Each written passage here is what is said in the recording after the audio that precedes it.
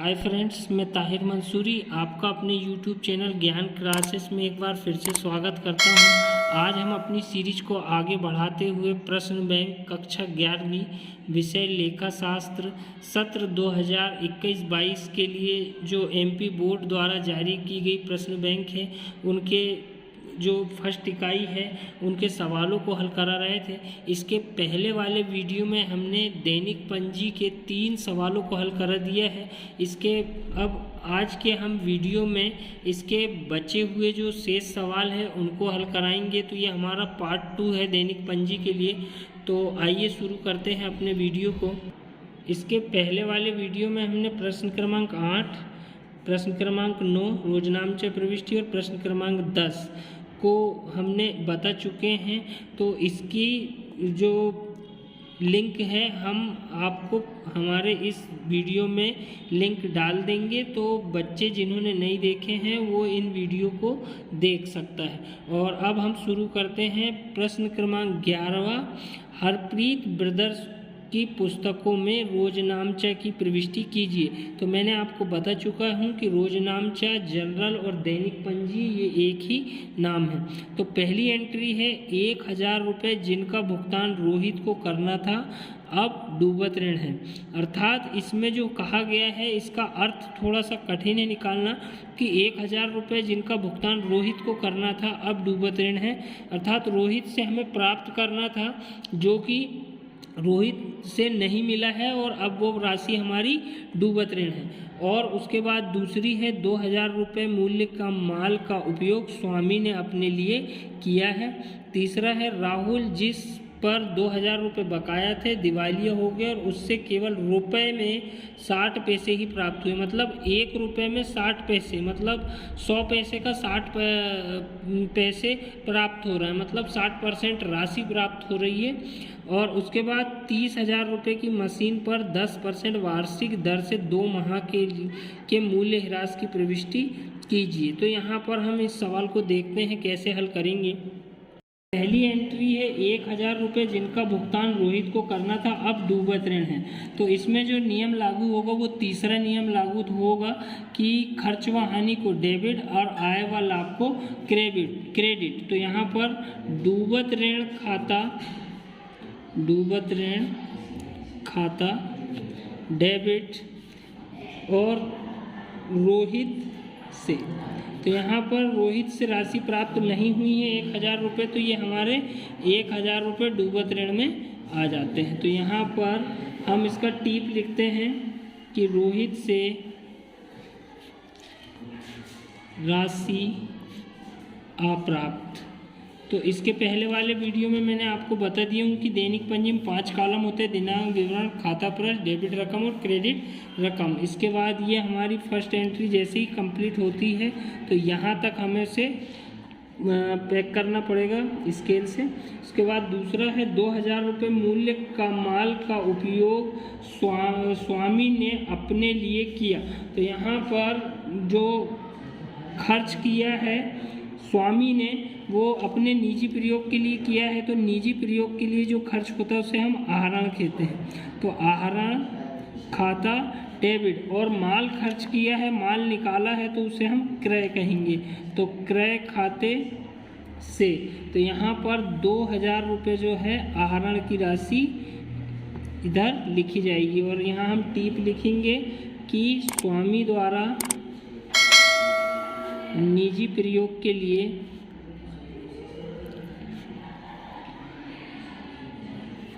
खर्च किया। और ये एंट्री भी हमारी कंप्लीट। उसके बाद तीसरी प्रविष्टि है राहुल जिस पर 2000 रुपये बकाया थे दिवालिया हो गया, उससे केवल रुपए में 60 पैसे प्राप्त हुए। अर्थात 1 रुपये में 100 पैसे में 60 पैसे। तो यहाँ पर परसेंट में यदि वैल्यू निकालेंगे तो 60% राशि प्राप्त हुई है 2000 रुपये में से। तो हम उसकी जो गणना करेंगे वो करेंगे इस ढंग से कि हमें जो राशि प्राप्त हुई है 2000 का 60% परसेंट का 100 लगाएंगे, यहाँ शून्य से शून्य कटेंगे तो यहाँ 6 दूनी 1200, तो हमें जो राशि प्राप्त हुई है वो 1200 रुपये प्राप्त हुई है। और जो हमारी राशि डूबी है वो कितनी है, 2000 में से 1200 जाएंगे तो 800 रुपये हमारे डूबत ऋण में आ जाएंगे। तो यहाँ पर अब इसे हम कैसे हल करेंगे, तो यहाँ पर सबसे पहले राशि प्राप्त हुई है तो हमें रोकड़ प्राप्त हो रही, तो रोकड़ खाता डेबिट आ जाएगा। अब इसके बाद डूबत ऋण खाता डेबिट। डूबत ऋण खाता डेबिट क्यों हुआ है, इसका कारण ये है कि खर्च व हानि को डेबिट, हानि हुई है डूबत ऋण में तो वो जो हानि हुई है वो लिखी जाएगी। रोकड़ हमें कितनी मिली है, 1200 रुपये मिली है। डूबत ऋण कितना हो गया है, 800 रुपये। तो इस प्रकार हमें टोटल राशि राहुल से कितनी लेना था, राहुल से 2000 रुपये टोटल अमाउंट लेना था। तो यहाँ पर 2000 रुपये की प्रविष्टि आएगी। तो यहाँ पर हम इसका जो टिप लिखेंगे कि राहुल से राशि प्राप्त एवं शेष अप्राप्त होने पर, और इसके बाद ये भी हमारी कंप्लीट। इसके बाद अगली जो चौथी अंतिम एंट्री है, 30,000 रुपये की मशीन पर 10% वार्षिक की दर से 2 माह के मूल्य ह्रास की प्रविष्टि कीजिए। तो यहाँ पर जो प्रविष्टि होगी, यहाँ होगा ह्रास खाता डेबिट मशीन खाते से। तो यहाँ पर ह्रास की जो राशि आएगी वो हम निकाल के बताएंगे रफ में कि यहाँ पर 30,000 रुपये है, 30,000 की मशीन है, उसका 10% निकाला जाएगा, 10/3000। लेकिन यहाँ पर केवल 2 माह का बोल दिया है तो 2/12 भी किया जाएगा। 2 माह है और साल के 12 महीने होते हैं, तो 2 एक कम 2 और 2 6 12 और 6 एक कम 6 और 6 पंचे 30। तो जो ह्रास की जो राशि आएगी 2 माह की वो आएगी 500 रुपये। तो यहाँ पर 500 रुपये की प्रविष्टि कर दी जाएगी। इस प्रकार से यहाँ पर मशीन पर ह्रास लगाया। ये हमारा जो सवाल था 11वें नंबर का वो यहाँ पर कंप्लीट हुआ। इसका अब हम टोटल मार देंगे तो 2 और 1 3, 3 और 1 3 और 2 5, 5500। तो इसका जो राशि आएगी 5500 रुपये आएगी। इसके बाद नेक्स्ट सवाल की ओर चलते हैं। 12वां सवाल CGST अर्थात सेंटर गुड्स सर्विस टैक्स 5% है और SGST अर्थात स्टेट गवर्नमेंट सर्विस टैक्स तो ये भी 5% पर मानते हुए सभी लेन देन दिल्ली के भीतर हुए रोजनामचा प्रविष्टि कीजिए। तो इन दोनों को लेते हुए हमें इनकी दैनिक पंजी जर्नल एंट्री जो है वो करना है।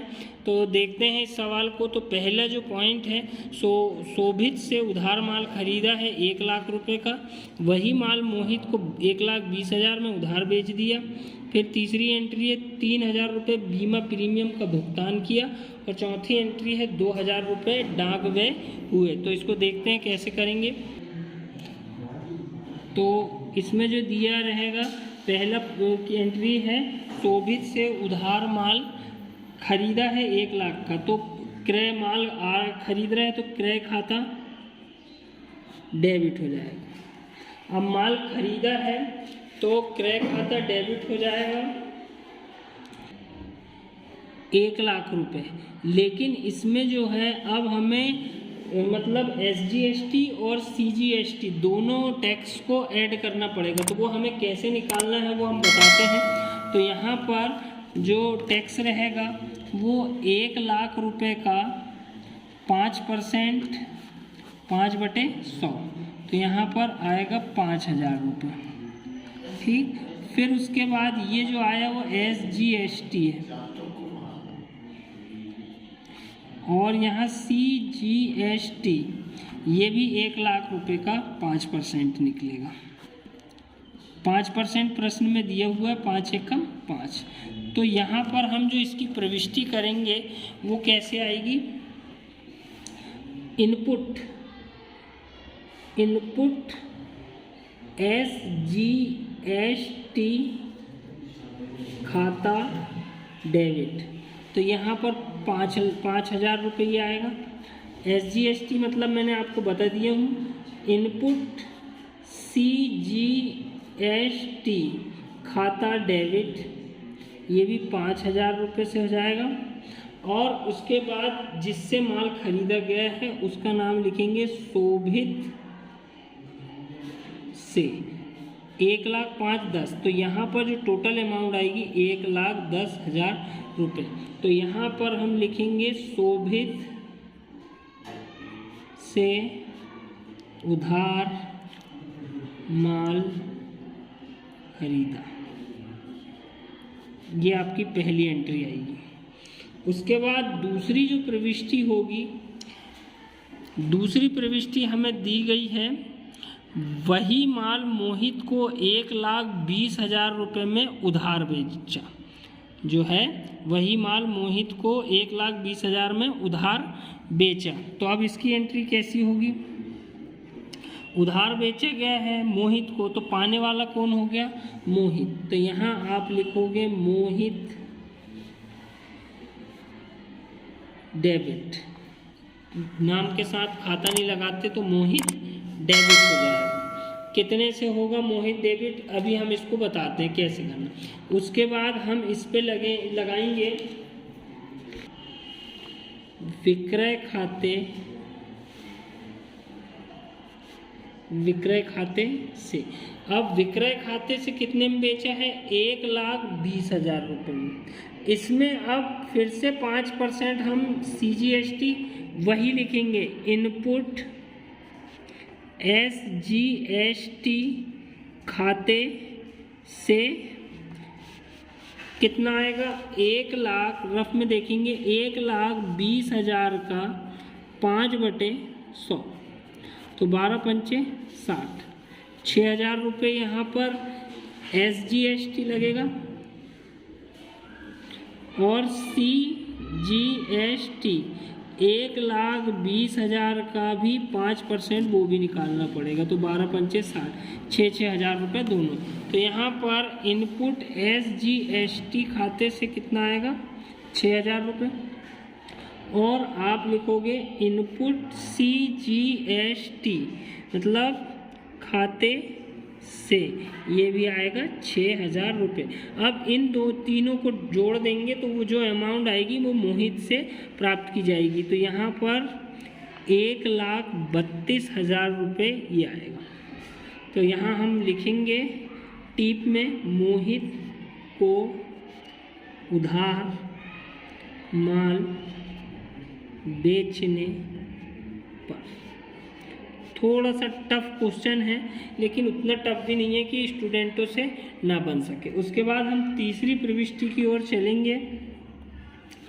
3,000 रुपये बीमा प्रीमियम का भुगतान किया, तो 3,000 रुपये जो बीमा प्रीमियम का भुगतान किया है, 3,000 रुपये बीमा प्रीमियम का भुगतान किया, तो इसमें क्या होगा? खर्च व हानि को डेबिट। यहाँ पर खर्च हो रहा है बीमा प्रीमियम पे, तो हम यहाँ पर लिखेंगे बीमा प्रीमियम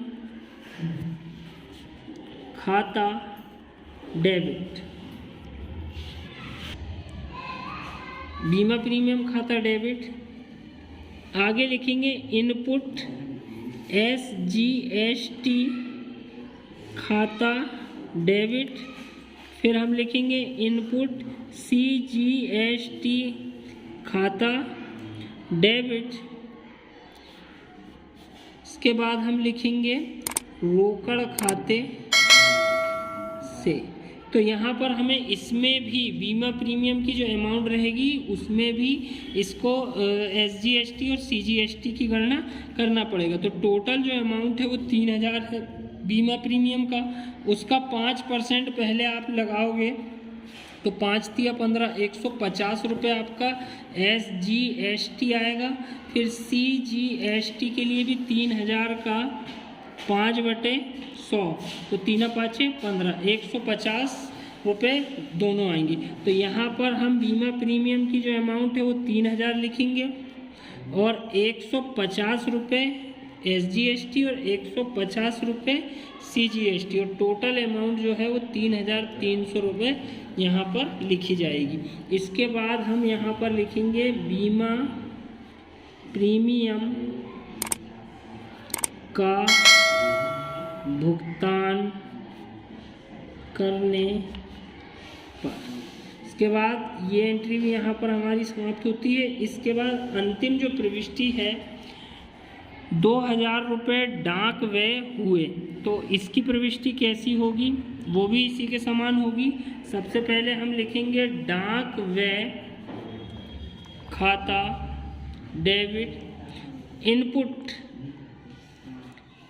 SGST खाता डेबिट, इनपुट CGST खाता डेबिट, और हमारे पास से क्या गई है रोकड़ खाते से।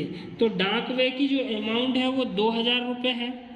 2,000 का 5%, तो रफ में हम देखेंगे तो 2,000 का 5% निकाला जाएगा सबसे पहले। तो 2 पंचे 10, 20 पंचे 100, 100 रुपये आएगा। तो SGST 100 रुपये लगा है, तो CGST भी 100 रुपये लगेगा। इस प्रकार से टोटल अमाउंट जोड़ेंगे तो 2,200 रुपये जो अमाउंट आएगी वो क्रेडिट खाते में चली जाएगी। और हम इसका टिप लिखेंगे डाक व्यय का भुगतान करने पर। तो यहाँ हमारा ये सवाल भी समाप्त होता है। इसके बाद हम इसका टोटल मार देंगे, तो दोनों पक्षों का जो योग होगा वो 2,47,500 रुपये और 2,47,500 रुपये। तो मिलते हैं इसके बाद वाली इकाई का हल लेकर, तब तक के लिए धन्यवाद।